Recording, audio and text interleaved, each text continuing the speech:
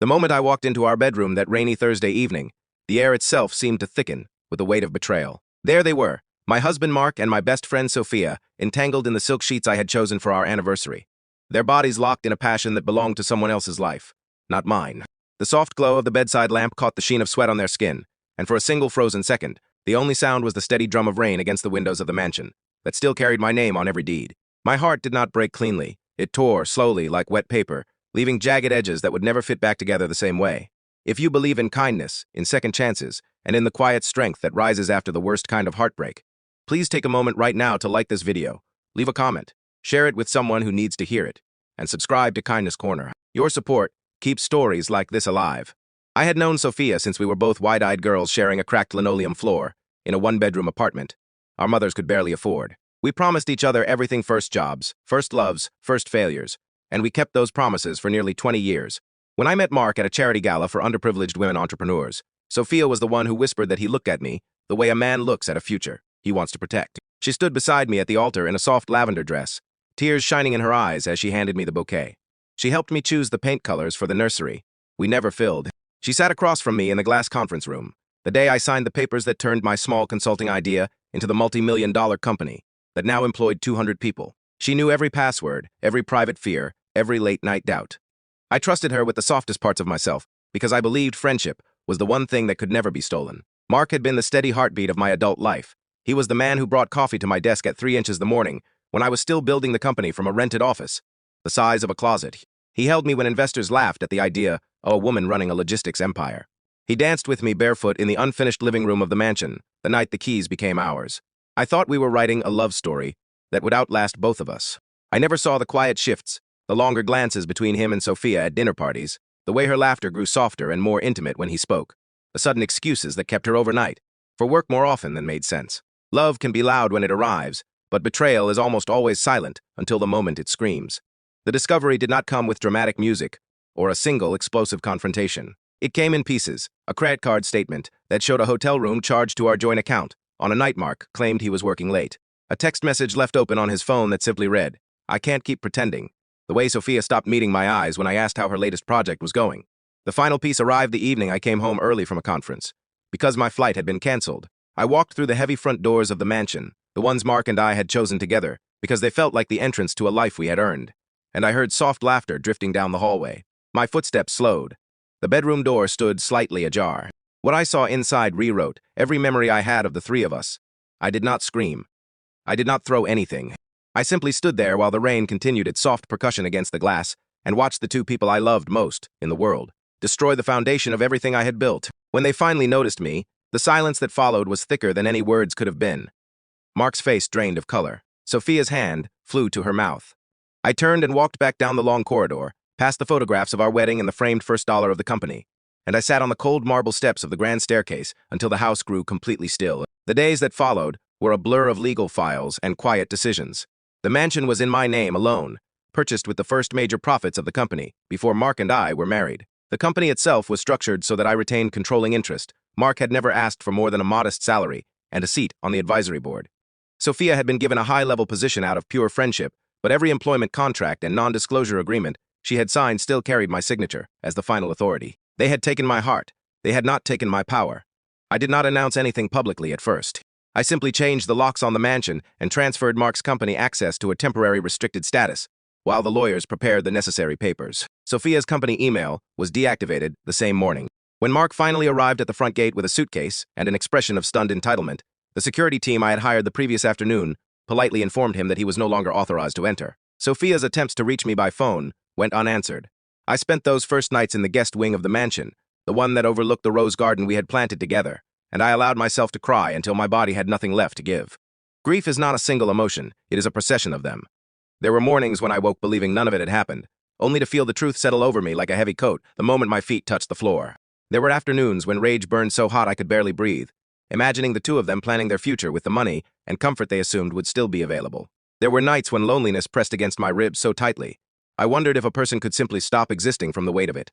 I stopped answering calls from mutual friends who had already chosen sides without knowing the full story. I stopped looking at the photographs that lined the hallways. I lived inside the quiet rooms of the mansion, like a ghost of the woman who had once filled them with laughter. Yet, even in the deepest of that darkness, something steady remained. Every morning, I still rose and drove to the company headquarters. The employees who had worked beside me for years watched me with quiet concern, but never asked questions I was not ready to answer. I sat in my office overlooking the city and continued the work that had always been mine.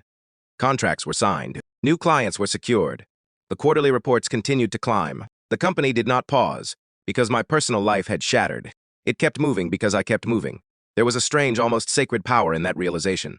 The life I had built with my own hands was still standing even when the people I had trusted most had walked away. Weeks turned into months. Mark and Sophia attempted to start over in a modest apartment across the city, funded by whatever savings they could scrape together. Word of their situation eventually reached the same social circles that had once toasted our marriage and our friendship. The narrative they tried to control, that I had been cold, that I had driven them together, began to crack under the simple, public facts of ownership. The mansion remained mine. The company remained mine. The trust they had broken could not be rewritten by carefully worded explanations. I did not seek revenge in the dramatic sense. I simply refused to pretend the betrayal had not happened, and I refused to surrender the life I had earned.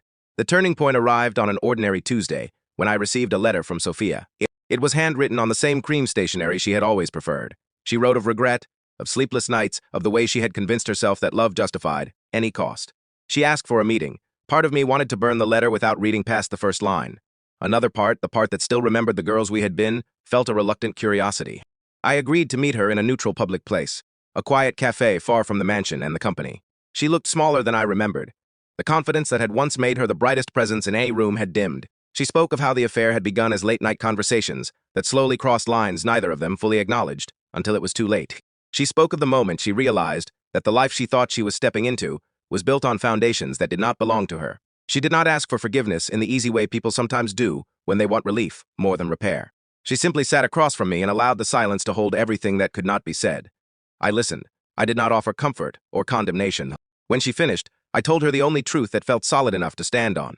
The friendship we had shared was gone, and it would not return. The marriage was over. The legal separations were already underway. What remained was the simple fact that I still woke up every morning inside a life that was mine to shape. She left the cafe first. I stayed long enough to finish my tea and watch the city move past the window, ordinary and relentless. In the months that followed, the emotional landscape inside me began to shift again. The sharp edges of rage softened into something quieter, an understanding that the betrayal had revealed more about their emptiness than about my worth. I began to walk through the mansion differently. I reopened the rooms that had been closed. I hired a small team to help me redesign the spaces that still carried too many memories. The rose garden was expanded. The library was filled with new books. The dining room that had once hosted elaborate dinner parties for the three of us became a place where I hosted small gatherings for the women who worked at the company, women who had their own quiet battles and their own private strengths. The company continued to grow. New divisions opened. International partnerships formed. I stood on stages and spoke about resilience not as a performance but as a lived reality. People began to share their own stories with me after those talks. Stories of partnerships that had collapsed, of trust that had been broken, of the slow work of rebuilding a self that had been dismantled by someone else's choices. I listened to every one of them. In those conversations, I discovered that the deepest form of power is not the kind that punishes, but the kind that continues. There were still lonely evenings. There were still moments where a certain song or a certain scent would pull me backward into the past with surprising force. Healing is not a straight line. It is a series of returns and departures, of remembering and then choosing, again and again, to keep moving forward. I learned to sit with the grief, without letting it define the entire shape of my days. I learned that a heart can hold both the memory of what was lost and the possibility of what might still be built. 1 year after the afternoon I found them in our bed, I stood alone on the balcony of the mansion at dusk. The city lights were beginning to appear below. The air smelled of rain and roses. I thought of the girl I had been when Sophia and I first promised to protect each other. I thought of the woman who had walked into that bedroom and felt the ground disappear. And I thought of the woman standing there now, still wounded in places that might never fully close, yet steady enough to hold the weight of her own life without apology. The mansion remained mine. The company remained mine. The trust that had been broken could never be restored in the same form, but a different kind of trust had taken root inside me. The trust that I could survive the worst kind of loss and still choose kindness, still choose growth, still choose to open the doors of my life to people who had not yet proven themselves unworthy of them. If this story has touched something inside you, if you have ever been betrayed by someone you loved, or have ever had to rebuild yourself from the ground up, please take a moment before you go. Leave a comment and tell me one thing you are choosing to hold on to, even after the hardest chapter of your life. Your words matter more than you know. And if your heart feels a little less alone after hearing this, I ask you with everything I have to like this video. Share it with someone who needs the reminder that they are stronger than the people who left them. And subscribe to Kindness Corner, so that stories of quiet courage can keep finding the people who need them most. The rain that fell the night, Everything ended, eventually stopped. The sun rose again over the same city, the same mansion, the same woman who had once believed her life was finished. It was not finished. It was only beginning again, on her own terms, with her own hands, and with a heart that had learned how to keep beating even after it had been broken wide open.